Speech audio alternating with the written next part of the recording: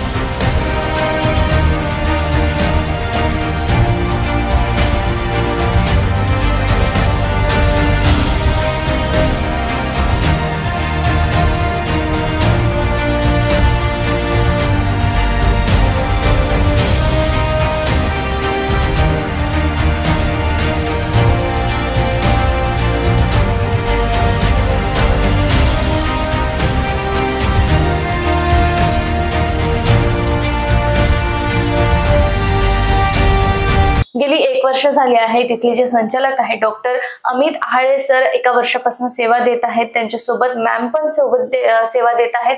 पण ते कशा प्रकारे इथे सेवा देत आहेत आणि त्याचप्रमाणे त्यांचा उद्देश नेमका पुसदमध्ये काय होता, कशा प्रकारे त्यांनी विचारणा करून पुसदमध्ये त्यांच्या हॉस्पिटलची सुरुवात केलेली आहे, याच गोष्टींवरती आज आपण चर्चा करणार आहोत। सर्वात आधी डॉक्टर अमित आहाळे सरांचं आपल्या चॅनलमध्ये आपण स्वागत करूयात। सर, खूप खूप स्वागत आहे तुमचं आमच्या चॅनलमध्ये। नमस्कार मॅडम। जसं की 1 वर्ष झाली आहेत आणि आमच्या चॅनल कडून खूप खूप शुभेच्छा आहेत आपल्या हॉस्पिटलला। तर मला सांगाल, पुसदमध्ये आपण का बरं सेवा देण्याचं ठरवलं होतं, पुसदमध्येच का बरं आपण सुरुवात करण्याचं ठरवलं होतं आपल्या हॉस्पिटलची, Ahale multi speciality and critical care हॉस्पिटलची?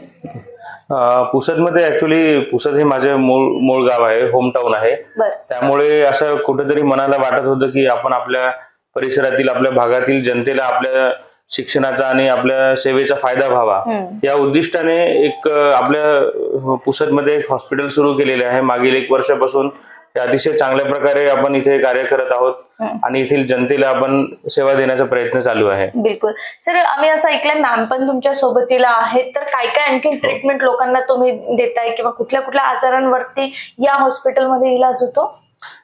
जसं की आता माझं शिक्षण MBBS MD मेडिसिन आहे, तर त्या अंतर्गत आम्ही बीपी, शुगर, दमा, फुफ्फुसांचे विविध आजार, हृदयरोगाचे विविध आजार जसे की हार्ट अटॅक किंवा हार्ट संबंधी इतर कुठले आजार, बॉल संबंधी आजार, तसेच मेंदूमध्ये पॅरालिसिस, रक्तस्राव असणे, मेंदूच्या कॅन्सरांबद्दल सल्ला आणि किडनी आजार, लिव्हर आजार, स्वादुपिंड, विषबाधा, फूड पॉइझनिंग, त्यानंतर आपले साथीचे आजार जसे की डेंग्यू, मलेरिया आणि जसं मागे कोरोना सुद्धा होता, तर अशा काही आजारांबद्दल आम्ही इथे उपचार करत असतो। मेडिसिनच्या अंतर्गत माझ्या अंडरमध्ये आणि तसेच मॅडम पेडियाट्रिक्स आहेत, तर मॅडमच्या अंडर NICU आहे. इथे नवजात शिशूंना काचेच्या पेटीमध्ये, ज्याला आपण वॉर्मर म्हणतो, त्याची म्हणजे उपचार आपण त्यामध्ये करतो. आणि तसेच त्याच्यामध्ये फोटोथेरपी सुद्धा आहे.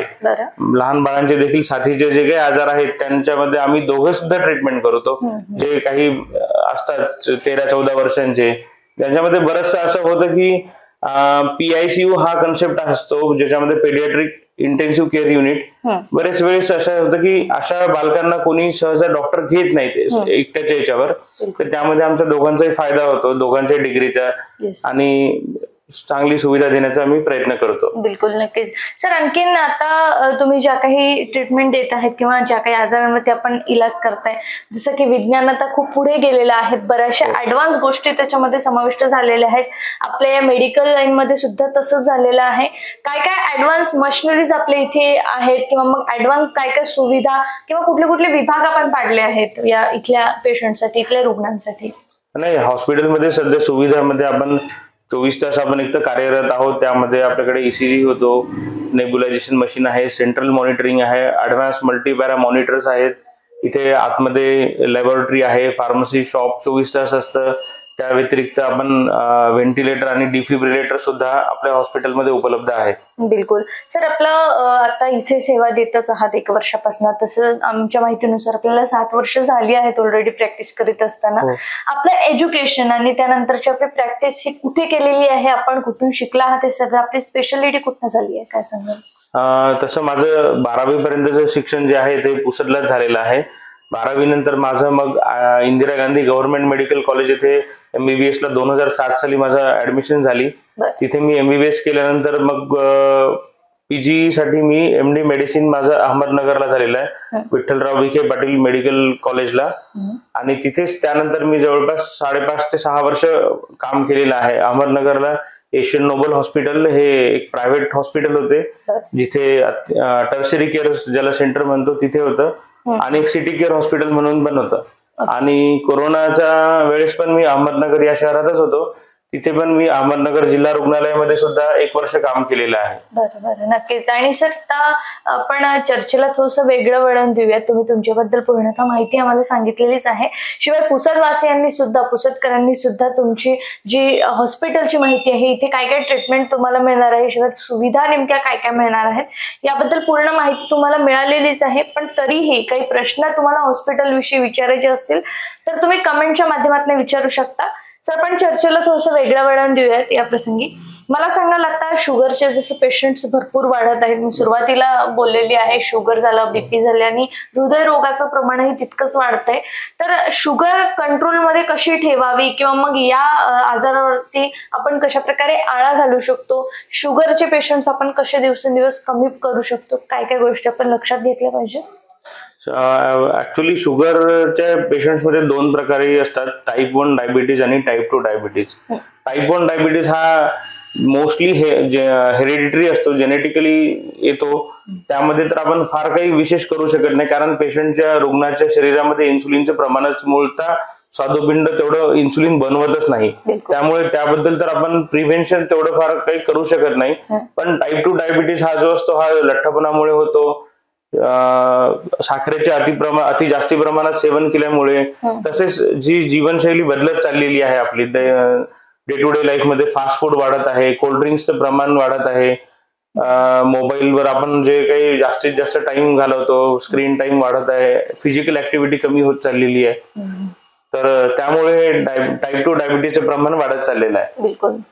जसं तुम्ही सांगितलेलं आहे की साखरेचं प्रमाण जे आहे ते आपल्या शरीरामध्ये जर जास्त झालं तर आपली शुगर जी आहे ती वाढत जाते.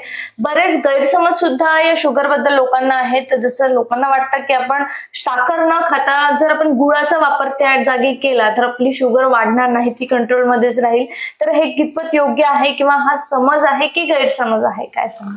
नाही, हा एक गैरसमजच आहे. गुळाने देखील साखरेचं प्रमाण रक्तामधले वाढतं. फक्त साखर ही पांढऱ्या कलर मध्ये येते, त्यामध्ये सल्फरचं प्रमाण असतं, आणि गुळ हा एक साखरेचाच शुद्ध फॉर्म मध्ये असते. तर गुळामुळे पण साखर वाढते रक्तामधली आणि साखरेने पण वाढते, जी आपण बाजारामध्ये पांढऱ्या रंगाची साखर मिळते. तर असं काही नाही की गुळ खाल्ल्यामुळे शुगर होत नाही, तर ते दोन्हीमुळे होतं. बिलकुल. तर सरांनी सांगितलेलं आहे की आपण जर आपल्याला वाटत असेल की गुळ खाल्ल्याने आपली साखर कंट्रोलमध्ये राहील, तर हे सहसा चुकीचं आहे तुमचं. साखर खाल्ल्याने पण तेवढीच तुमची शुगर वाढणार आहे आणि गुळ खाल्ल्याने पण तेवढीच तुमची शुगर वाढणारच आहे. तर सर आता मला सांगाल की टीबी एक आजार आहे ज्यावरती आपण ट्रीटमेंट करताय. भरपूर घाबरतात या आजाराला लोक. असं वाटतं की टीबी हा पूर्णपणे बराच होणार नाही, की मी टीबीमुळे पेशंट हा दगावणारच आहे. तर मला यावेळेस ऐकायचं आहे की टीबी हा एक आजार जो आहे तो आता खरंच पूर्णपणे बरा होतोय का? त्याच्यावरती पण काही उपचार आलेले आहेत का? हो, टीबी हा आजार जो आहे, ज्याला आपण मराठीमध्ये क्षयरोग म्हणतो, हा आता पूर्णपणे बरा होणार आहे. जुन्या काळी लोकांना समज होते की टीबी किंवा क्षयरोगाने भरपूर लोक मृत्युमुखी पडत होते, पण आता आधुनिक उपचारांमध्ये टीबीचे डायग्नोसिस सुद्धा लवकर होतो आणि टीबी जर पूर्ण ट्रीटमेंट घेतली, 6 महिने 9 महिने जे काही लागतं, आपल्या डॉक्टरांच्या सल्ल्यानुसार जर व्यवस्थित ट्रीटमेंट घेतली, तर टीबी पूर्णपणे बरा होण्याचे प्रमाणात भरपूर वाढलेले आहेत. बिलकुल. सर आता आपली जी जीवनशैली बदलत चाललेली आहे आणि खूप व्यस्त होत चाललेलो आहे, त्याने तेवढेच आजार आपल्याला ग्रासत सुद्धा आहे. तर मला सांगाल आता मानसिक तणाव जो आहे आपण कामाचा घेतोय किंवा मग घरचं काही टेन्शन असते, तर या तणावाचं रूपांतर या सगळ्या आजारांमध्ये होतच आहे. तर मानसिक आजारांवरती आपण कशा प्रकारे उपचार करत आहे किंवा मानसिक उपचार आपण जे करताय ते कशा प्रकारे करताय? मानसिक उपचारांमुळे दिवसेंदिवस जसं जीवनशैलीबद्दलचे जे आजार आहेत, जसं बीपी, शुगर, त्याच्यानंतर हृदय विकाराचे प्रमाण, मेंदूचे जे पॅरालिसिस किंवा रक्तस्राव, हे जे सर्व आजार आहेत हे वाढत्या मानसिक तणावामुळे आहेत. मानसिक तणावाबद्दल मला असं वाटतं की रुग्णांनी किंवा स्वतःला आपल्याला मानसिक रुग्ण हे असे म्हणून घेणे स्वतःला, हे एक सोशल स्टिग्मा आहे सध्या, की लोक त्याला पागल म्हणून बोलतात की अरे हा पागल आहे. पण त्याबद्दल जर आपण आपल्या डॉक्टरांशी चर्चा करून जर तो प्रश्न सोडवण्याचा प्रयत्न केला, त्यावेळेस त्यासाठी जर व्यवस्थित वेळीच जर उपचार घेतले आणि व्यवस्थित झोप घेतली आणि घरच्या लोकांना इन्व्हॉल्व करून जर त्यामध्ये जर डॉक्टरांची मदत घेतली, तर मानसिक आजारांपासून नक्कीच आपण मुक्ती मिळवू शकतो. आणि मानसिक आजार हे एक खूप वाढत्या प्रमाणात एक मुख्य कारण होत चाललंय दिवसेंदिवस लोकांचं डिप्रेशन मध्ये वगैरे जाण्याचं. बिलकुल. तर मानसिक आजारांकडे आपण जेवढं लक्ष देऊ तेवढेच पुढचे आजार आपल्याला ग्रासणार नाही किंवा पुढचे आजार आपल्याला होणार नाही. जर आपल्याला मानसिक टेन्शन आलंय किंवा कुठलाही तणाव आलाय, तर नक्कीच आपण जवळच्या डॉक्टरशी संपर्क साधावा, असं डॉक्टरांचं म्हणणं आहे. सर, खूप खूप छान वाटलं तुमच्याशी यावेळेस चर्चा करत असताना. खूप धन्यवाद दिलेल्या सगळ्या सविस्तर माहितीसाठी. यावेळेस अनेक दर्शक आपल्याला जीएम न्यूजच्या माध्यमातून बघत आहेत. काय संदेश द्याल तुम्ही इतर जनतेला किंवा पुसदवासियांच्या सेवेमध्ये? आता तुम्ही 1 वर्षापासून रुजू झालाय, पण यापुढे आणखीन कशा प्रकारे आपण सेवा देणार आहात पुसदवासियांसाठी, पुसदकरांसाठी काय संदेश असेल? जसं आम्ही 1 वर्षापासून पुसदमध्ये अहोरात्र सेवा देत आहेत, तसेच आम्ही इथून पुढे पण ती ठेवू इच्छितो. आणि जसे की आपल्या हॉस्पिटलमध्ये आहाळे मल्टी स्पेशालिटी आणि क्रिटिकल केअर हॉस्पिटलमध्ये आम्ही विविध डॉक्टरांना, जे बाहेरून जे तज्ञ येतात, त्यामध्ये जसे आता डॉक्टर कौस्तुभ तेलंग, जे संधिवात रोग तज्ञ, डीएम रुमॅटॉलॉजिस्ट, ते आपल्या हॉस्पिटलमध्ये इथे दर महिन्याच्या पहिल्या रविवारी इथे सेवा सुरू करणार आहेत.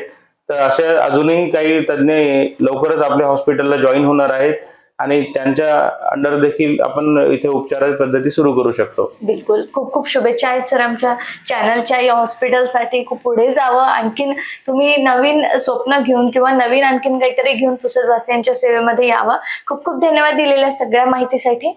आणि आमच्या जीएम न्यूजला तुम्ही तुमचा अमूल्य वेळ, अमूल्य मार्गदर्शन केल्याबद्दल तुमचे खूप खूप आभार. Thank you madam. तर हे होते माझ्यासोबत डॉक्टर अमित आहाळे सर. आपण बघितलेलं आहे की या सगळ्या आजारांवरती आपण कशा प्रकारे उपचार मिळवू शकतो. आहाळे क्रिटिकल केअर हॉस्पिटलमध्ये आपण कशा प्रकारे ट्रीटमेंट घेऊ शकतो. काही जर माहिती हवी असल्यास तुम्ही खाली दिलेल्या नंबरवरती सुद्धा संपर्क साधू शकता. कमेंट बॉक्समध्ये सुद्धा कमेंट टाकू शकता आणि बाजूला ऍड्रेस सुद्धा हॉस्पिटलचा मेन्शन केलेला आहे. तरी सुद्धा यापैकी कुठलाही आजार तुम्हाला असेल तर तुम्ही नक्की या हॉस्पिटलशी संपर्क साधू शकता आणि इथपर्यंत पोहोचू शकता. तुर्तास मी नेहा तुम्हा सर्वांची रजा घेतेय. बघत रहा गजर महाराष्ट्राचा.